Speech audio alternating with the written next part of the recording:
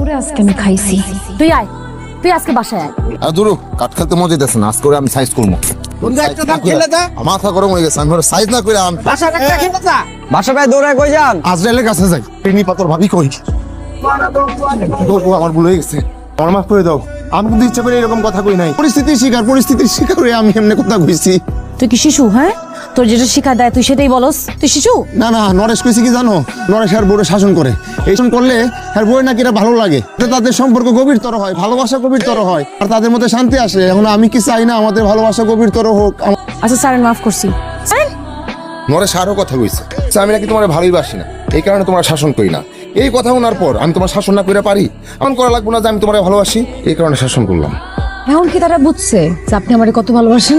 না, ওই যে উপায় আছে, শাসনটা করলাম তোমারে, হয়ে গেছে, বুঝাই দিচ্ছি।